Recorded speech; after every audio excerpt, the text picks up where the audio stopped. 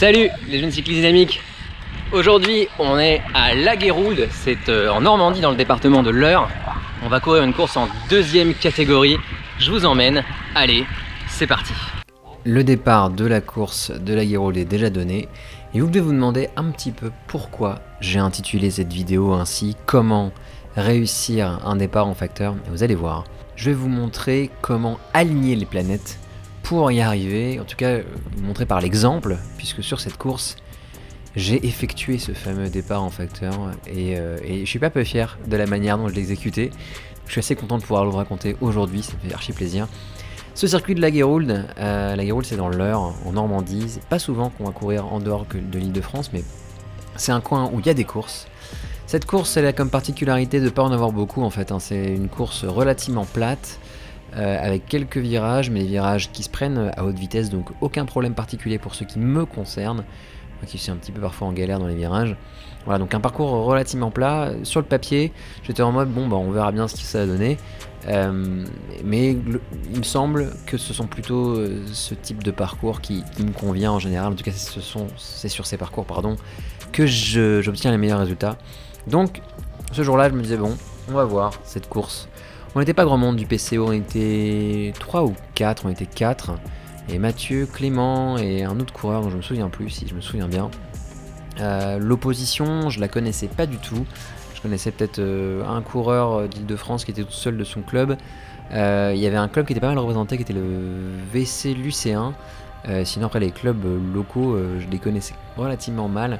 Donc pour le coup, j'avais pas du tout observé la liste des engagés, j'avais pas du tout imaginé être en mesure de devoir marquer des coureurs. Donc j'étais vraiment en mode on verra, il faisait beau, pourquoi pas faire la course.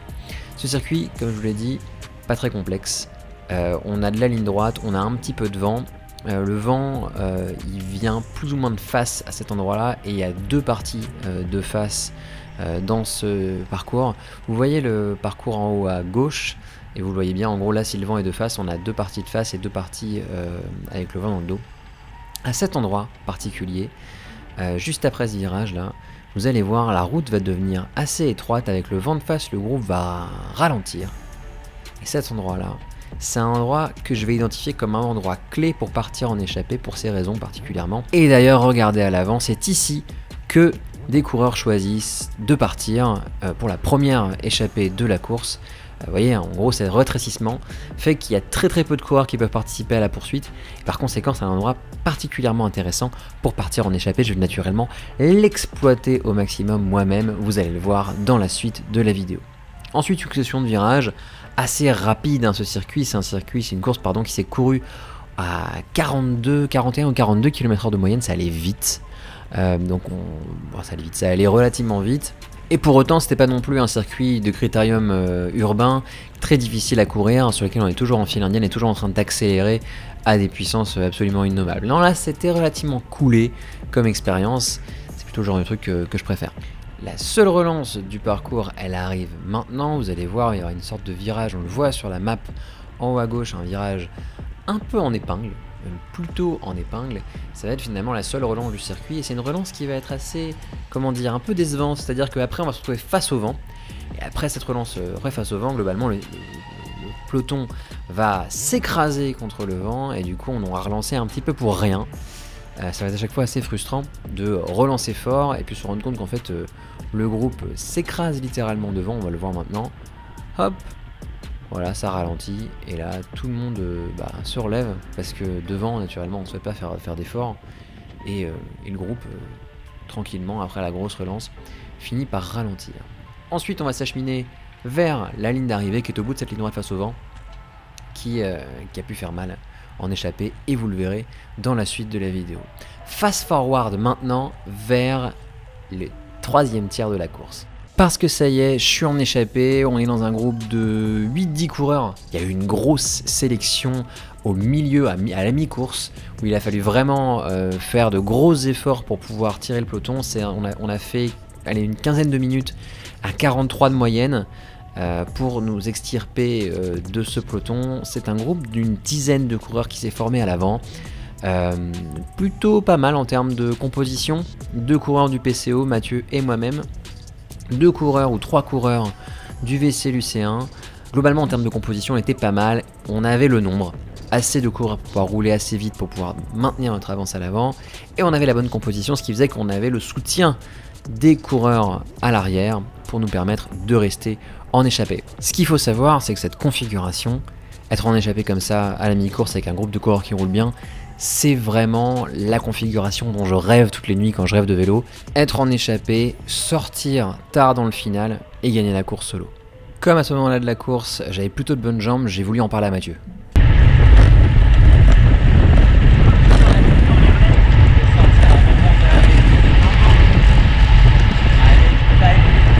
Voilà, c'est dit, le plan est dressé, on va pouvoir jouer la config de rêve, essayer de sortir solo après une échappée. À ce moment-là, je me disais franchement, je dis 20 bornes, je vois dans ma tête 30 minutes, je vois ce que je sais faire sur 30 minutes à ce moment-là de la saison, je savais très bien, j'avais beaucoup travaillé ces durées-là. Et je me dis, franchement, ça peut le faire. Je me dis, ça peut le faire. Genre, on a de l'avance sur le peloton. Le groupe avec lequel on roule, il roule bien, il roule sans à-coups, c'est bien, moins il y a d'à-coups, mieux c'est, plus j'ai d'énergie pour mettre mon plan en exécution.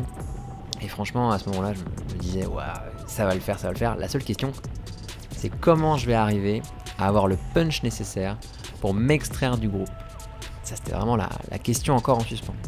Vous vous souvenez de l'endroit dont je vous ai parlé tout à l'heure, où la route se rétrécit, où le groupe s'écrase un petit peu, et où il y a une possibilité de sortir en échappée. Eh bien, je vais mettre à profit cet endroit particulier du circuit qui n'est pas une vraie difficulté, mais qui a vraiment une configuration particulière et qui permet de l'utiliser pour partir en échappée. Vous allez voir comment je vais m'en servir pour partir en facteur et faire en sorte que personne ne prenne ma roue au moment où je vais partir solo.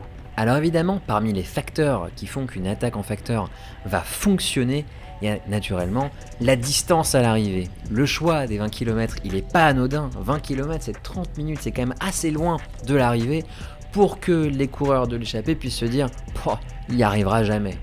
Donc je me disais, je comptais aussi là-dessus, sur le fait qu'on était assez loin de l'arrivée pour que la réaction se fasse plus lente, ou en tout cas moins incisive, puis qu'ils puissent se dire que ce petit bonhomme-là, il fera jamais les 20 km qui restent jusqu'à l'arrivée tout seul, c'est pas possible. Du coup, je joue avec ça. Et je me dis, deuxième chose pour bien partir en facteur, c'est la position dans le groupe. Donc là, vous allez voir, je vais faire un petit peu n'importe quoi dans le groupe. Je vais me placer exactement là où je souhaite me trouver pour pouvoir lancer mon attaque. Là où je souhaite me trouver, c'est soit derrière un coéquipier, ou en tout cas proche d'un coéquipier, parce que je sais que mon coéquipier, il va pas prendre ma roue dans le cas où j'attaque, c'est-à-dire qu'il va me laisser partir parce que c'est mon coéquipier. Et je vais aussi essayer de me trouver dans une position où je vais être juste derrière un coureur qui vient de passer son relais. Parce que être juste derrière un coureur qui vient de passer son relais, ça fait que ce coureur-là, déjà, il est éliminé de la poursuite parce qu'il est fatigué tout simplement. Du coup, la position que je vais choisir, ça va être d'être en deuxième position du groupe, mais juste devant mon coéquipier. Je vais me positionner exactement où je veux me mettre. Je vais attendre que son relais soit bien entamé. Au moment où je le vois un peu regarder derrière lui, paf, c'est parti. Attaque pas très franche, hein. Je monte qu'à 800 watts et derrière je me rassieds immédiatement sur la selle, ce qui fait que j'ai pas l'air spécialement d'être particulièrement inquiétant. Cela dit, je suis quand même à presque 50 km/h et au passage dans le virage, je vais prendre pleine bourre comme un fou. Hop là, coucou. Je vais manquer de me prendre le bord d'ailleurs. Hein. Et là, à ce moment-là, je continue de rouler. Je continue de rouler assez fort, hein, puisque à ce moment-là, comme il s'agit de faire le trou, en général, il faut y aller particulièrement fort. C'est là qu'on crée un écart, et c'est là que grâce à cette route étroite, je profite vraiment du terrain pour essayer d'en gagner, et de faire en sorte que le groupe qui est derrière moi, qui est maintenant le groupe de contre, ne puisse pas me rattraper. Là évidemment, bon, j'essaie de rouler, je me dis 50, c'est une bonne vitesse, parce qu'à ce moment-là, il faut vraiment creuser. Vous vous souvenez, tout à l'heure, je vous l'ai dit, pour pouvoir partir en échappée depuis le peloton, il a fallu qu'on roule pendant un quart d'heure à 43 km/h. Du coup là, ce que je me suis dit, c'est qu'il fallait absolument que moi je cherche aussi les 42-43 km/h à ce moment-là de la course pour pouvoir avoir un écart par rapport au groupe que je viens de quitter. La petit stress au moment de ce virage parce que je vais dépasser un groupe de coureurs retardés et là vraiment je vais me dire, oups là, fou, hop là, un petit tour dans l'herbe, cyclocross. Parce qu'à ce moment-là, voilà, moi j'ai quand même devant moi la voiture ouvreuse, j'ai la victoire qui est là, qui est pas très loin, elle est à une vingtaine de kilomètres, il faut aller la chercher. Ce serait quand même vachement con de finir dans un fossé parce qu'on a été surpris par un coureur retardé. Donc là, pareil, là on est sur une partie qui est un petit peu montante. Donc comme je vous l'ai très souvent dit, quand c'est un peu plus dur, il faut mettre plus de puissance pour pouvoir garder de la vitesse. Donc là, petit faux plat, boum, je mets largement plus que ce que j'ai prévu. Et ensuite, je vais me mettre au fur et à mesure dans une sorte de rythme de croisière, vous allez le voir. Là, franchement, je suis dans le scénario idéal. Je suis un peu dans mon rêve, là, en fait. Je vis un rêve éveillé. Il vient de se passer exactement ce à quoi je pense depuis des mois à ce moment-là. Et là, je me dis, maintenant, il faut exécuter. Il faut exécuter. Donc, je me remets en tête tous les exercices de seuil que j'ai pu faire, tous les exercices où je me suis appris à moi-même à rouler vite sur la route, tous les exercices de chrono, je pense à baisser la tête, je plie mes bras, j'essaie de gagner le plus de temps possible dans cette partie qui est venteuse et qui me désavantage. Regardez, je vais mettre des watts de fou pour pouvoir rouler ne serait-ce qu'à 40 km/h et éviter que le peloton, enfin l'échappée qui me poursuit, ne me rattrape. Sauf qu'en plus, seul à l'avant, t'es vraiment seul contre tous. Hein. Personne n'a envie que tu restes devant, sauf Mathieu, qui lui du coup a fait son job d'équipier et a fait en sorte que personne ne puisse revenir. Cela dit, vous allez le comprendre assez vite, en réalité, à mes trousses se trouve déjà un autre coureur, un coureur du WC Lucéen qu'on va voir revenir. Vous allez voir, je vais vous montrer un petit truc. Si vous voulez savoir si vous êtes poursuivi quand vous êtes en course, sans avoir besoin de vous retourner, regardez les gens au bord de la route. S'ils ne regardent pas que vous, s'ils regardent quelque chose qui a l'air d'être pas très loin de vous, ça veut dire que vous êtes poursuivi par quelqu'un qui est pas loin. Donc pareil, regardez bien sur les gens sur les côtés, on voit qu'ils regardent un truc qui a pas l'air d'être très loin. Et c'est d'ailleurs assez marrant quand vous allez voir après le passage sur la ligne d'arrivée, on va voir un type qui va tendre un bidon mais il le tend clairement pas pour moi et le tend pour le mec qui est derrière qui est vraiment pas loin. Et là je le sais à ce moment là, ça fait pas loin de 7 minutes que je suis en échappée et je vais être rattrapé par un coureur seul. Alors un coureur seul, c'est pas comme si j'étais rattrapé par l'échappée, c'est pas aussi terrible, mais ça veut dire qu'il va y avoir baston, parce que il n'y a qu'une seule place sur la première marche du podium. Donc là le rêve est en train de devenir un peu plus réalité dans le sens où tout ne va pas se passer comme prévu. Parce que le comme prévu, comme rêvé, c'est d'arriver solo comme Aubepierre. En réalité là ça va être une arrivée à deux et vous allez voir comment ça va se négocier. Après ce virage, je vais être pris par ce coureur. Et je me dis, franchement, heureusement, je suis assez soulagé parce que tenir comme ça pendant encore une quinzaine de kilomètres, ça aurait été difficile. Et d'ailleurs, pour me donner du courage, je vais lui dire 2-3 mots. Écoutez. Je pense que ces mots que je lui dis, ils sont plus destinés à moi-même. Parce que je pense que le type, il s'en fout qu'il reste 15 bornes. Et puis je pense même qu'il le sait qu'il reste 15 bornes. Moi, en revanche, j'ai besoin de me le dire pour me dire, franchement, 15 bornes, si on les fait à deux, c'est 1 et 2. Et c'est au moins une deuxième place. Et je sens que ça peut le faire. Avec son aide, je sens que ça peut le faire. Après, naturellement, je me dis, il faut que je gagne. Il faut que je gagne cette course. Je veux dire, là, il y a le podium qui est pour moi. Et peut-être une victoire qui me tend les bras. Donc, il faut que je gagne cette course. Cela dit, je sais pas si vous avez été complexé vis-à-vis d'un autre cycliste. Mais à chaque fois que je le voyais prendre son relais, je complexais à mort.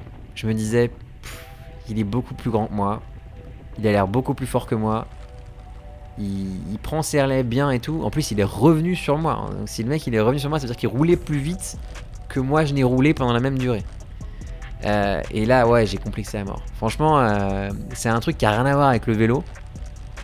C'est un truc que je pensais même pas vous raconter dans cette vidéo.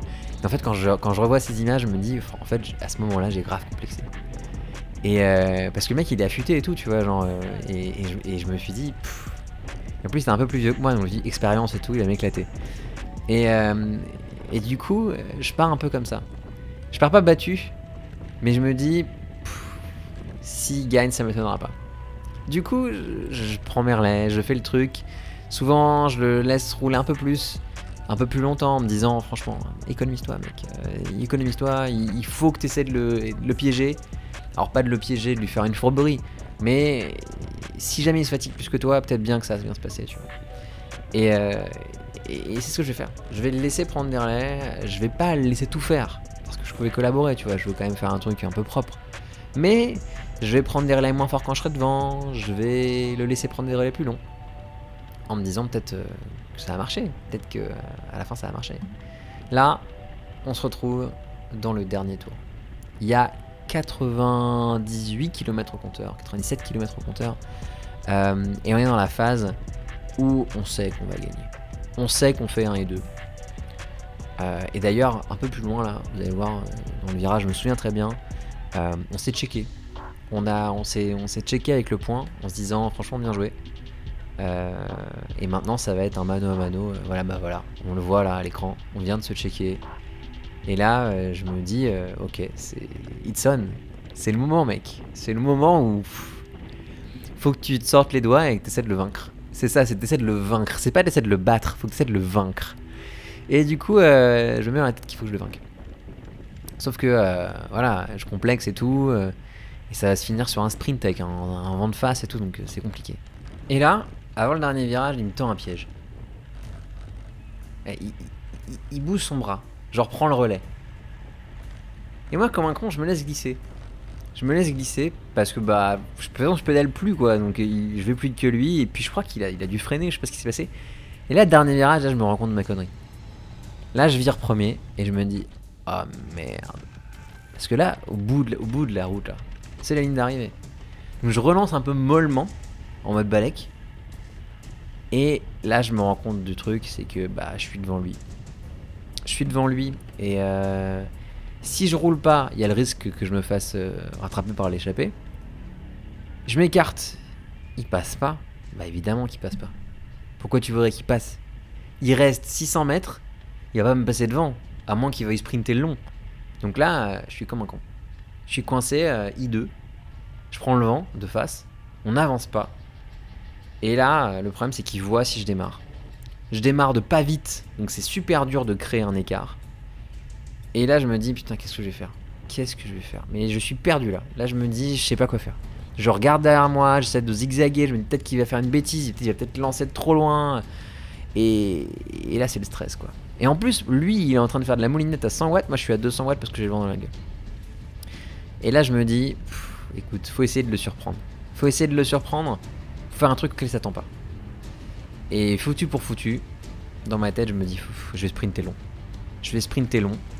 Là je vois la ligne d'arrivée, je me relance un peu là, et là boum, je sprint. Mais je suis à 200 mètres de la ligne.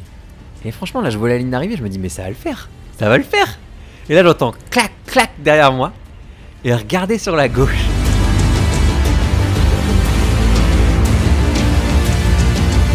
Et en fait le mec il a mis dedans, et c'était terminé. C'était terminé, les espoirs de victoire de JCD étaient anéantis, carbonisés aux chiottes. Du coup, je fais une deuxième place. C'était inattendu, très franchement, en deuxième catégorie à ce moment-là de l'année, à ce moment-là de ma vie. Mais c'était quand même une super belle journée de course. Je suis quand même super content d'avoir exécuté ce que je voulais faire, d'avoir fait la course de rêve. Malheureusement, ça se termine pas comme prévu, mais c'était quand même super chouette. J'espère que cette vidéo vous a plu. Et d'ici à ce qu'on se recroise ici même, sur la route ou sur les réseaux, je vous dis, allez, ciao.